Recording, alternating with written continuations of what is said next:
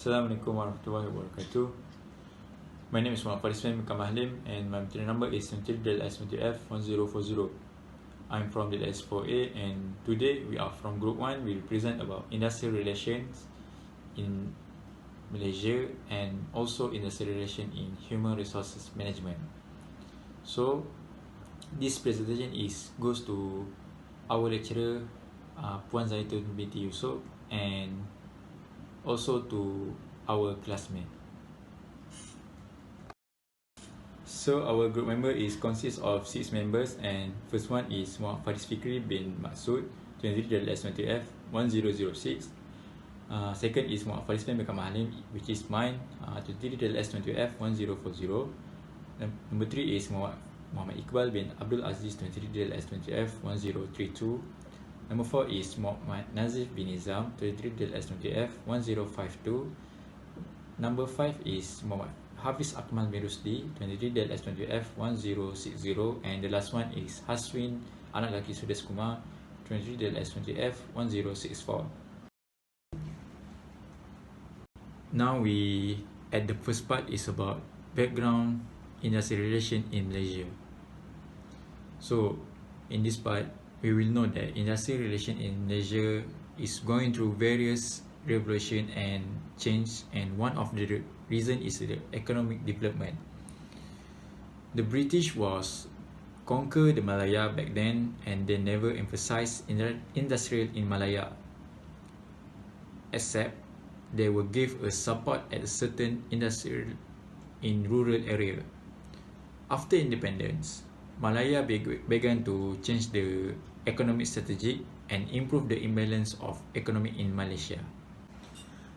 So the government takes the action with their implement such a various economic plan, like first one is Rancangan Malaysia Pertama in 1966 to 1967, ketiga, keenam and ketujuh, and the second one is Dasar Ekonomi Baru 1971, and the last one is Wawasan ke 2020, we call it as Wawasan ke 2020.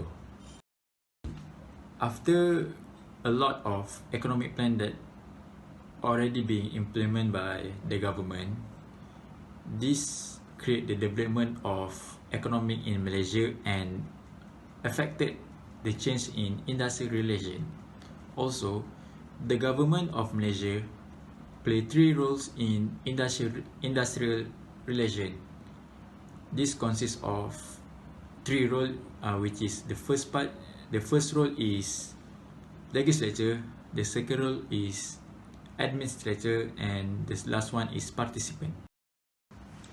Alright, we continue to the next part in background of Malaysia in industrial relations.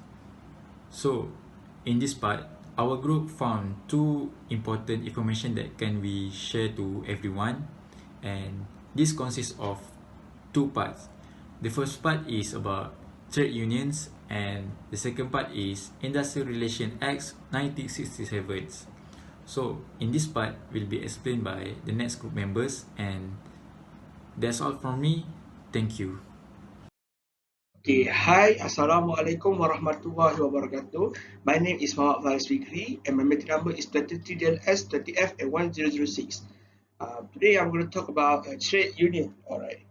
What about a trade union? Generally, employer and employees both have the right to form and join to their own union to safeguard their interests and must satisfy the condition within any particular establishment, trade, and occupation or industry. Alright. The main objective of the trade union is regulation of relation between workmen and workmen, or between employers and employers. Second, a representation of either workmen or employers in a trade dispute.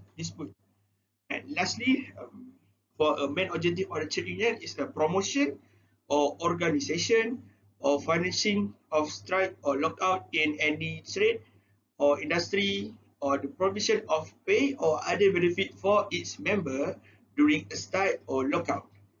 Okay, that's all for the trade union. Okay, that's right. It is Industry Relations Act 1967. in this act, we can see the industrial relation system in Malaysia operate within the legal framework of the Industrial Relation Act 1967, Act 177. That is enforced by the Department of Industrial Relation, Malaysia, DIRM.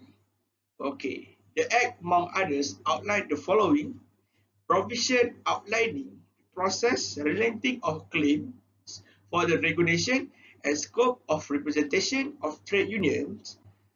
And after that, a provision relating to prevention and settlement of trade dispute, including a referral to the Minister of Human Resource and Industrial Court for a decision. That's all for trade union and industrial relation. For this, I will continue to my friend. I'll continue to slide to my friend. That's all. Thank you.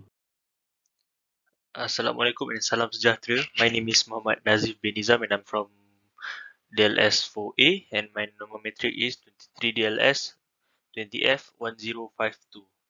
So now I'm going to explain about the concept of industrial relation. The term industrial relation comprises of two terms, which is industry and relation. Industry refers to any productive activity in which an individual or a group of individual is engaged. By relation, we mean the relationship that exists within the industry between the employer and his workmen. The term of industrial relation explains the relationship between employees and management, which stem directly or indirectly from union-employer relationship. So now I'm going to explain about the definition of industrial relation. There are four people that give the definition of industrial relation. Number one is J.T. Dunlop, number two is Dale Yoder, and number three is Bethel and Associate Asset, and the last one is J. Henry Richardson. J.T. Dunlop defines industrial relation as the complex interrelation among manager, workers and agency of the government. According to Dale Yoder, industrial relation is the process of management dealing with one or more union with a view to negotiate and subsequently administer collective bargaining agreement or labor contract. So next is, according to Bethel and Associate Asset, industrial relation is that part of management which is concerned with the manpower of the enterprise. The manpower can be management and workers. J. Henry Richardson defined industrial relation is an art. The art of living together for a purpose of production.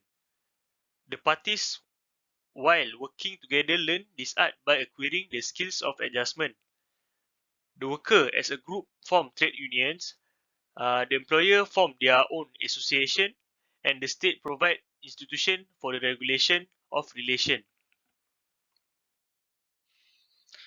The human resource employee relation manager directs the organization's employee relation function. They develop employee relation policies and ensure the consistent application of company policy and procedure. In addition, they are responsible for employee dispute resolution procedure, performing internal audit, and taking appropriate action to correct any employee relation issues. Assalamualaikum warahmatullahi wabarakatuh. My name is Muhammad IQBAL Abdul Aziz. My matrix number 23DLS20F1032 and I'm from group 1, which is industrial relation. So I will start my presentation with objective of industrial relation. So the objective of good industrial relation should be development and progress of industry through democratic methods, stability, total well-being and happiness of the workers, and industrial peace. So there is four main objectives. So the first one is improving the economic condition of the labor in the existing state of industrial management and political government. So to improve the state of the economy should be started with industrial management and political government. So the second point is controlling industries by the state to regulate production and industrial relations. So as you can see, industry to control industry, we need to start from the to regulate production and industrial relation. So the third point is socialization and nationalization of industries by making the state itself the employer. So if we make the state by their itself the employer, so they can control the social and nationalization. And the last point, investing the proprietorship of the industries in the worker. So if we prioritize the worker, so they can make the industry as nowadays economy. Okay, the next is importance of industrial relations. So the first one is the laborers today are more educated and they are aware of their responsibilities and rights. Management has today with them not merely as factors of production, but as individuals having human dignity and self-respect. The objective is to change the traditional views of management and labor towards each other and develop mutual understanding and cooperation and work towards achievement of common goals. Good industrial relations lead to industrial peace and increase in production.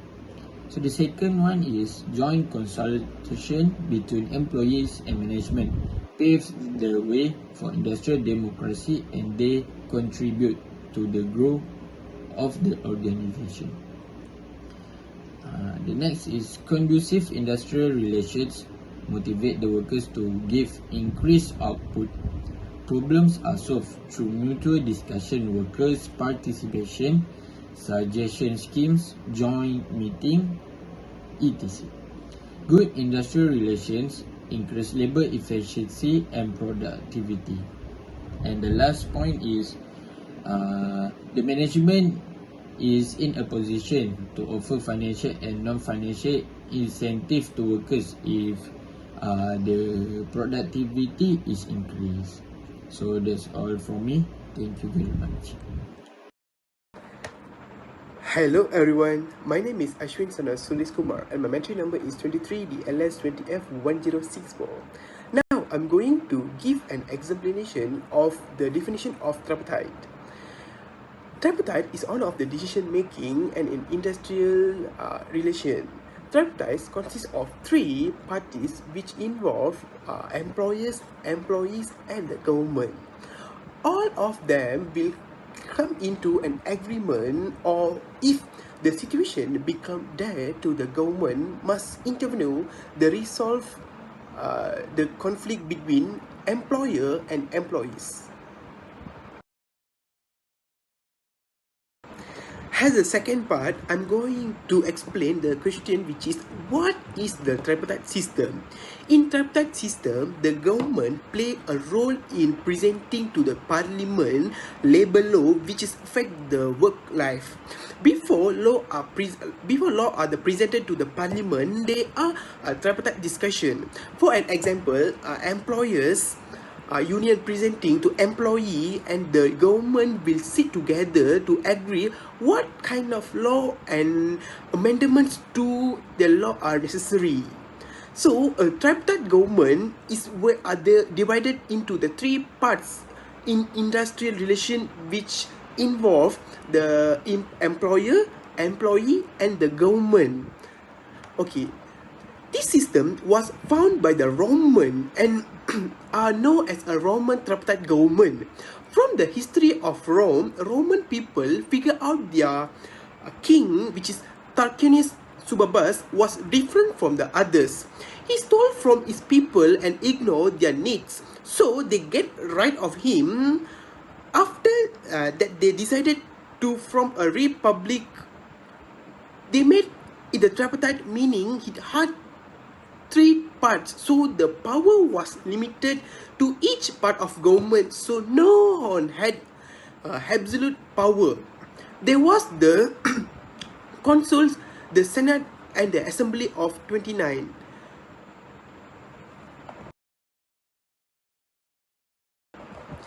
As the last part of my section, I would like to explain about the bodies that are involved in a tripartite system.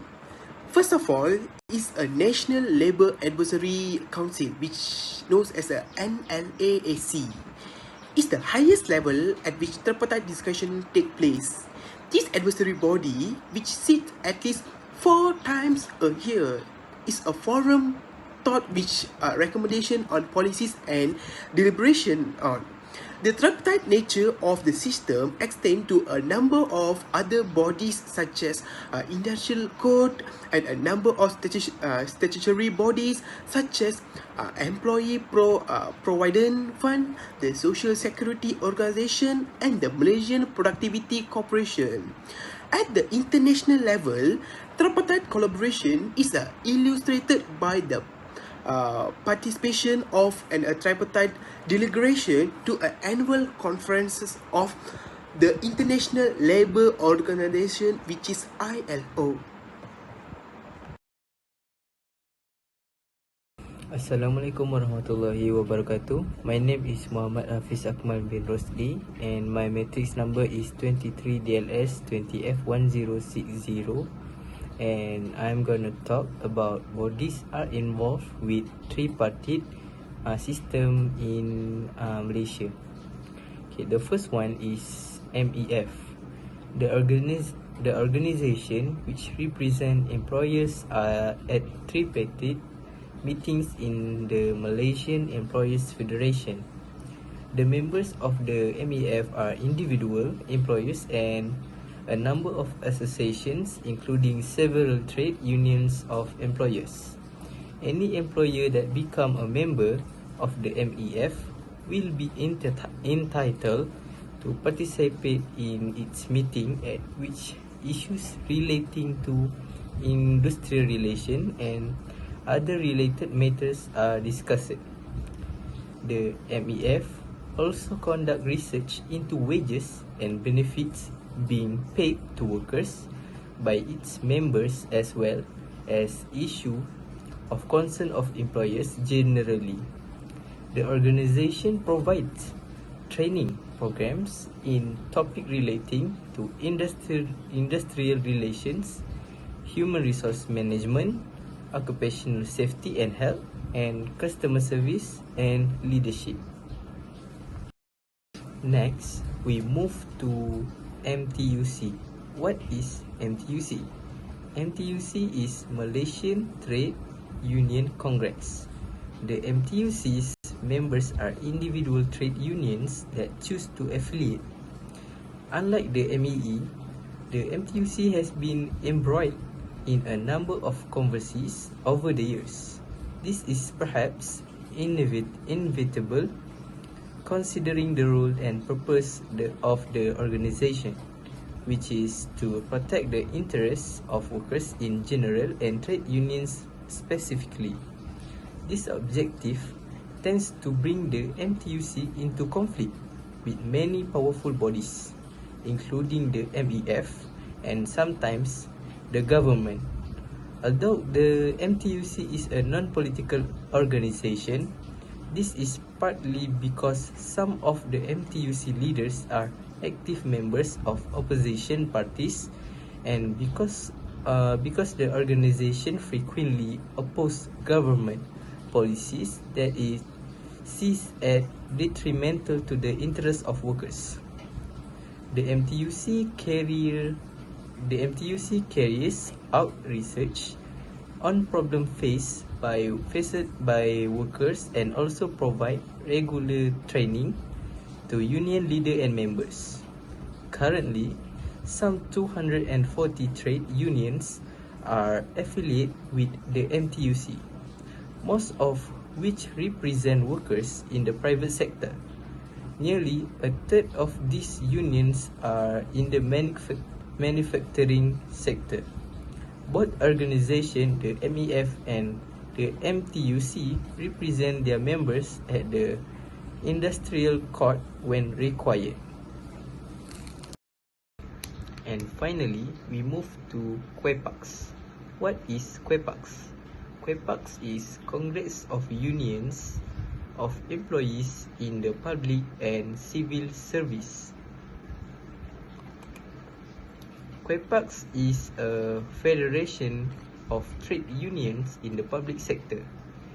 It speaks on behalf of these unions by presenting reports and memoranda to the Human Resource Division of the public sector, the Public Services Department, on matters of interest to public sector employees, particularly on increases in wages and other benefits. So that's all from us from Group 1. Thank you so much.